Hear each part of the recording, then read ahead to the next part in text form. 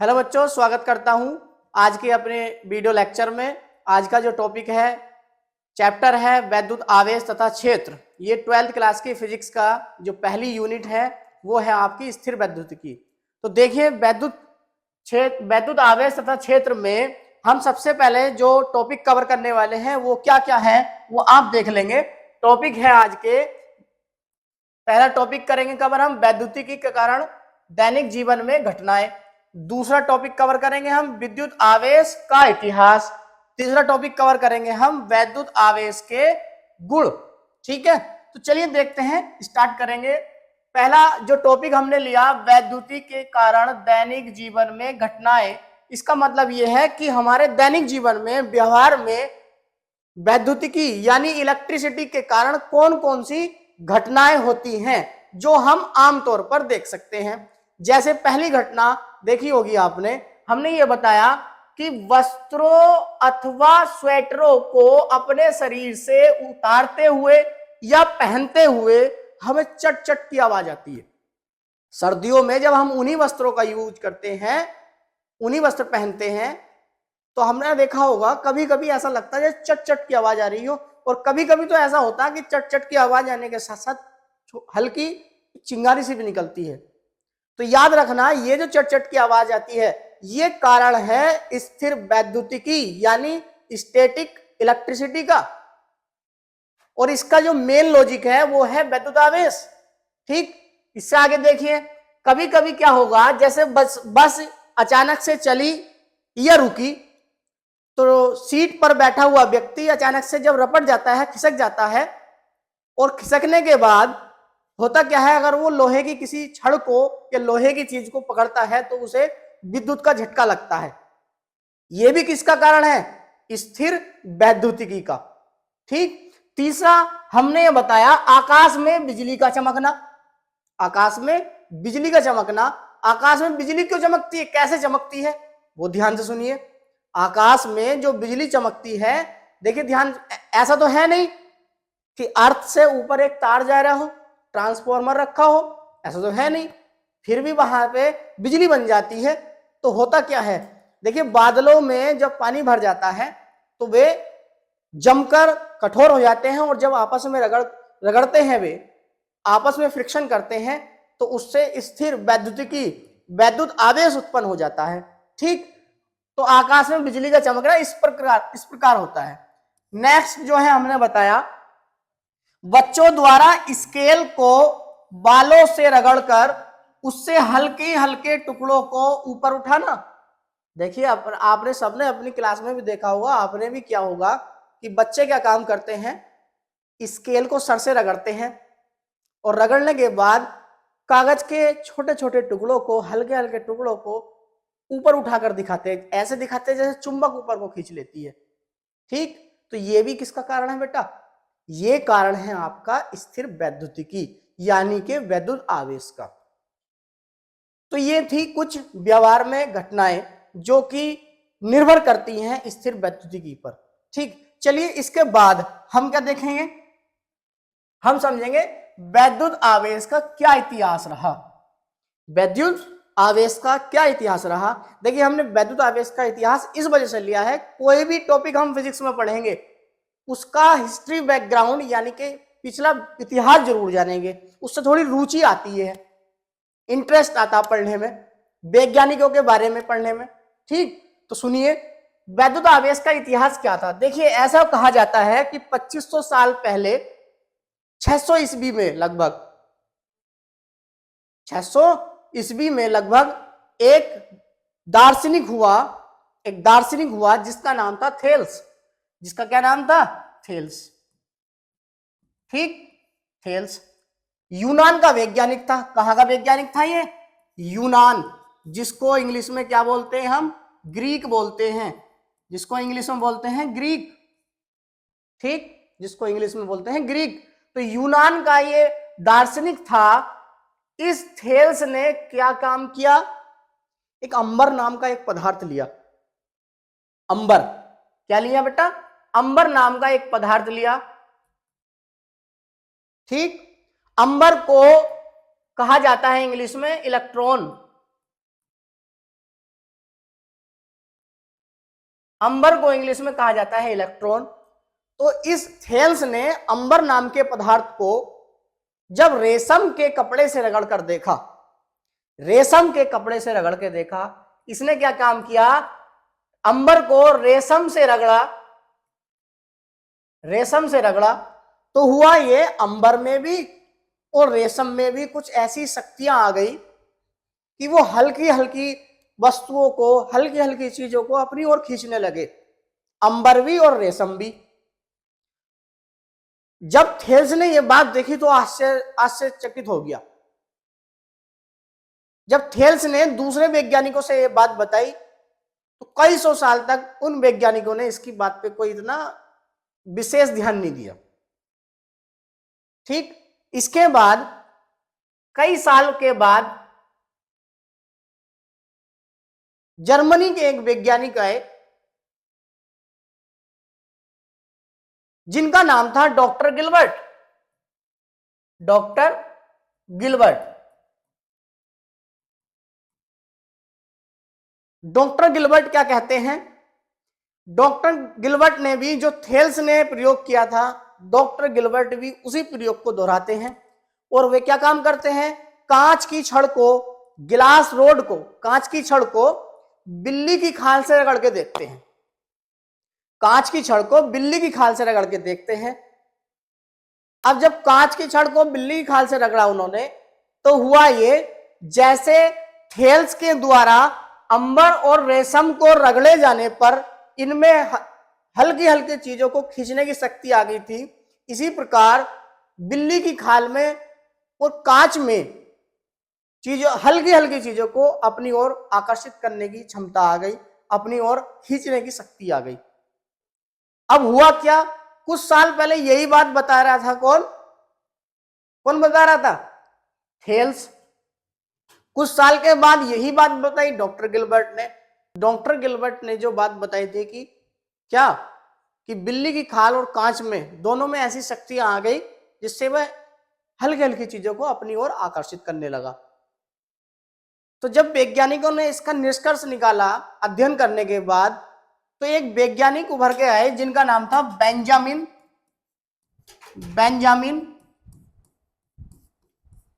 Franklin. Benjamin Franklin. तो Benjamin Franklin ने यह बताया कि ये जो सिस्टम हो रहा है पूरा, कि जैसे अंबर को हमने किससे रगड़ के देखा, रेशम से, बिल्ली की खाल को कांच से रगड़ के देखा, तो ये जो सिस्टम यहां पे हो रहा है चीजों को आकर्षित करने का, वो दरअसल में वैद्युत आवेश है। क्या है, वैद्युत आवेश। तो लोगों ने उनसे प्रश्न किया वैद्युत आवेश क्या चीज है, तो उन्होंने बताया कि जब दो वस्तुओं को, देखो क्या बताते हैं बेंजामिन फ्रैंकलिन, कि जब दो वस्तुओं को आपस में रगड़ा जाता है, जब दो वस्तुओं को आपस में रगड़ा जाता है, मान लो एक वस्तु ए है और दूसरी वस्तु बी है, तो जब ए और बी को आपस में रगड़ा जाएगा तो होगा ये कि एक वस्तु से इलेक्ट्रॉन निकलकर दूसरी में चले जाएंगे, एक वस्तु से इलेक्ट्रॉन निकलकर दूसरी वस्तु में चले जाएंगे, जिससे क्या होगा, जिस वस्तु से इलेक्ट्रॉन निकले उस पर तो आएगा, इलेक्ट्रॉनों की कमी हो जाएगी, इलेक्ट्रॉनों की कमी हो जाएगी। जिस वस्तु से इलेक्ट्रॉन निकले उस पर तो इलेक्ट्रॉनों की कमी होगी, और जिस वस्तु में इलेक्ट्रॉन निकलकर गए, जिसके अंदर घुस गए इलेक्ट्रॉन, उसमें हो जाएगी इलेक्ट्रॉनों की वृद्धि, इलेक्ट्रॉनों की वृद्धि, यहां पे हो जाएगी इलेक्ट्रॉनों की वृद्धि। तो जिस वस्तु में इलेक्ट्रॉनों की कमी हुई, जिस वस्तु में इलेक्ट्रॉनों की कमी हुई, तो उस पर आया धनात्मक आवेश, धनात्मक आवेश। तो जहां पर होती है इलेक्ट्रॉनों की वृद्धि, तो वहां पर उत्पन्न होता है आपका ऋणात्मक आवेश, ऋणात्मक आवेश। ठीक, तो बेंजामिन फ्रैंकलिन ये बताते हैं कि जब दो वस्तुओं को आपस में रगड़ा जाता है तो एक वस्तु से इलेक्ट्रॉन निकलकर दूसरी में पहुंच जाते हैं, तो जिस वस्तु से इलेक्ट्रॉन निकलते हैं वहां पर इलेक्ट्रॉनों की कमी आ जाती है और इलेक्ट्रॉनों की कमी होने से वहां पर उत्पन्न होता है धनात्मक आवेश। और जिस वस्तु में इलेक्ट्रॉन वे चले जाते हैं वहां पर इलेक्ट्रॉनों की वृद्धि हो जाती है और इलेक्ट्रॉनों की वृद्धि होने से उत्पन्न होता है ऋणात्मक आवेश। तो आवेश दो प्रकार के हो गए, धनात्मक और ऋणात्मक।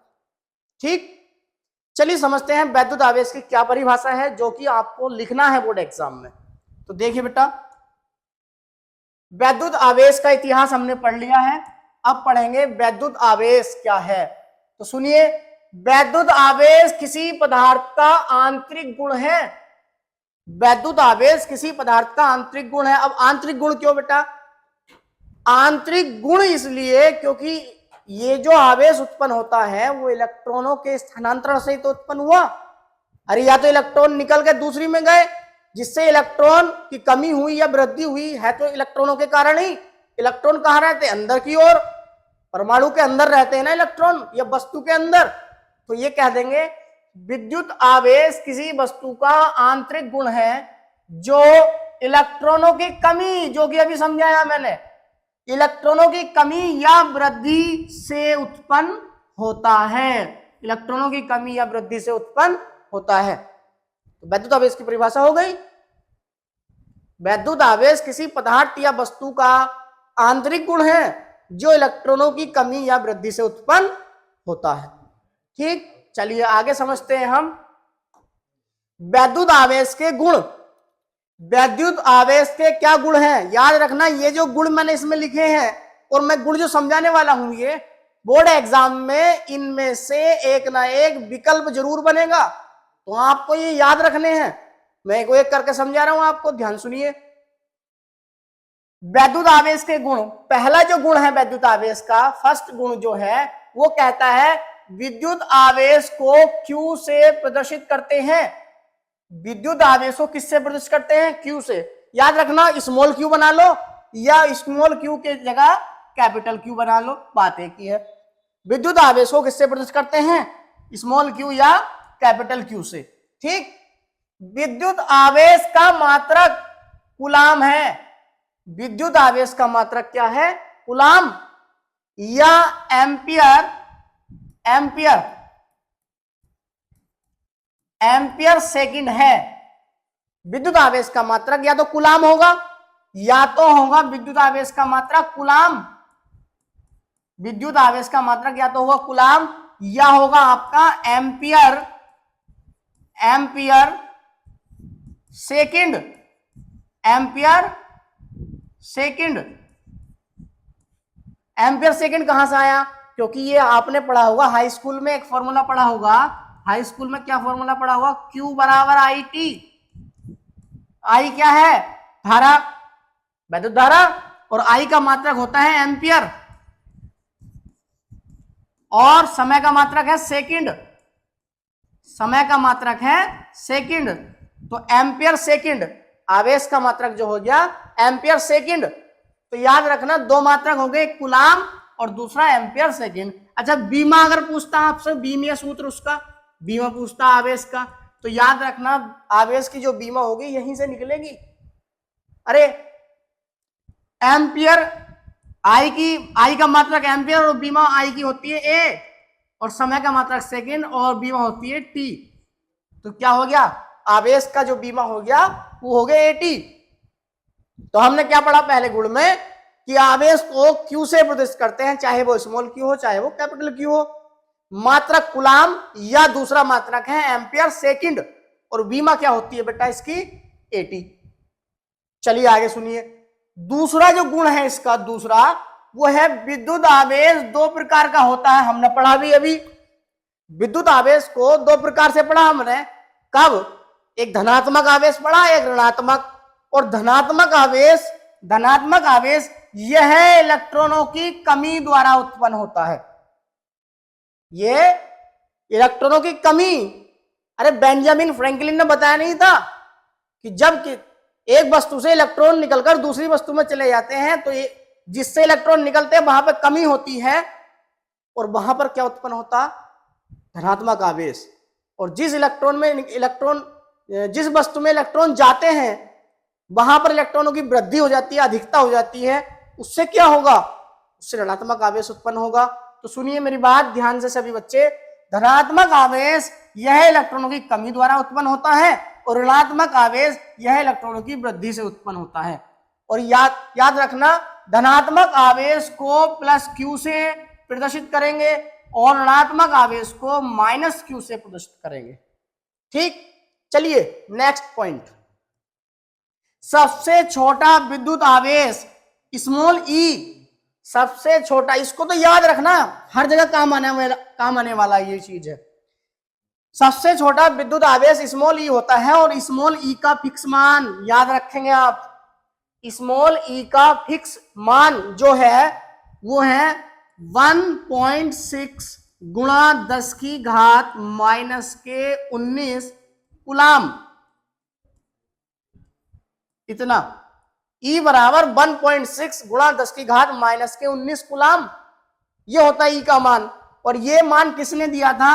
एक हुआ था Millikan drop experiment, Millikan drop experiment, Millikan drop experiment हुआ था, उसके द्वारा ये दिया गया E का मान, E बराबर 1.6 गुणा 10 की घात माइनस के 19 कूलाम, ये याद रखेंगे। फिर सुनिए, हमने यहां पे रखा कि इलेक्ट्रॉन का आवेश, इलेक्ट्रॉन का आवेश, तो आप याद रखना इलेक्ट्रॉन का जो आवेश है वो होता है माइनस के E, माइनस का E। तो क्या होगा, माइनस E का मान ये रख दो, ये वाला 1.6 गुणा 10 की घात माइनस के 19 कूलाम, इतना रख दो।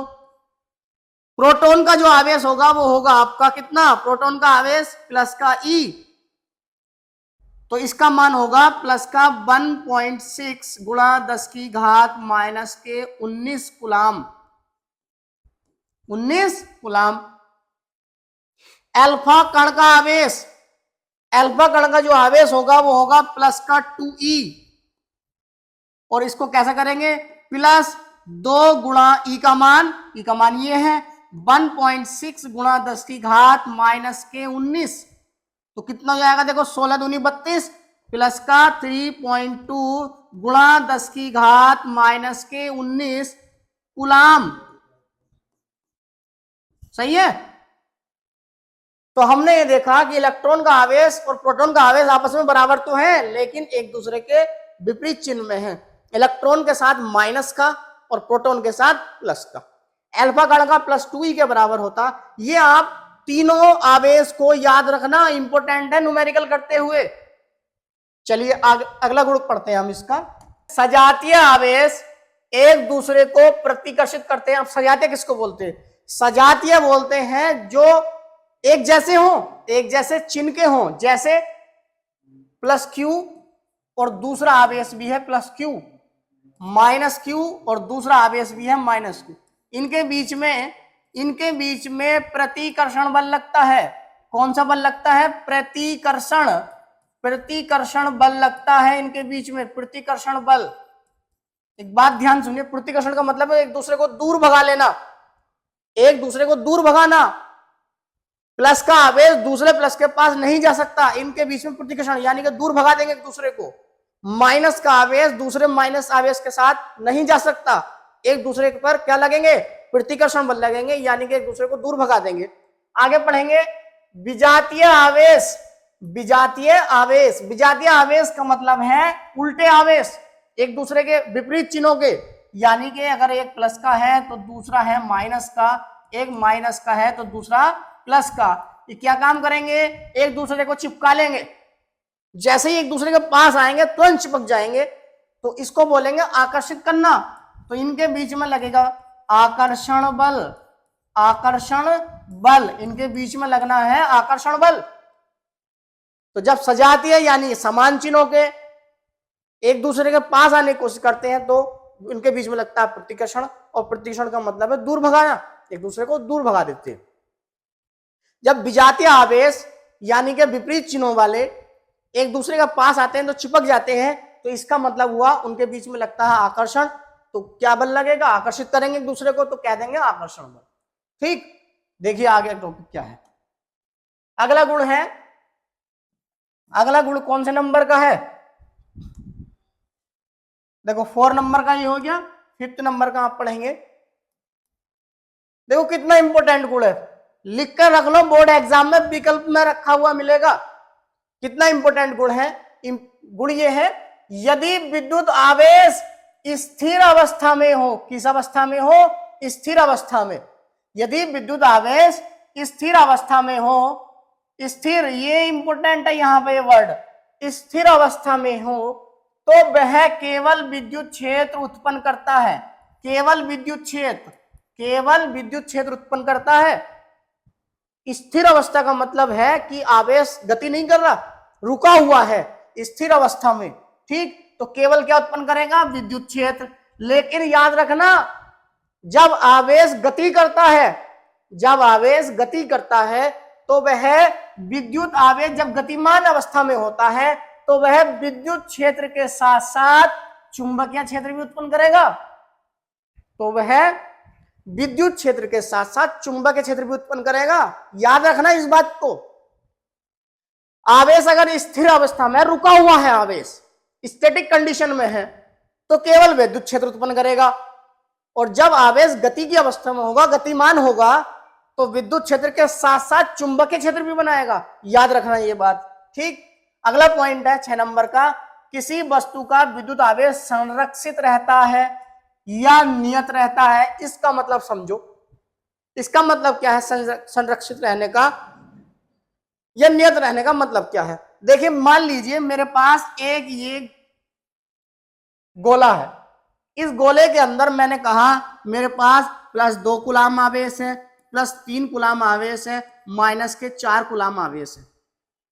अब मैंने क्या काम किया, इसको गोले को पिघलाकर, इस गोले को पिघलाया हमने, मतलब पिघलाया क्या, इसको, इसकी आकृति बदल दी मैंने, कुछ कर दिया इसके साथ, दूसरी अवस्था ले आए, और मैंने इस टाइप का इसको बना दिया, ठीक।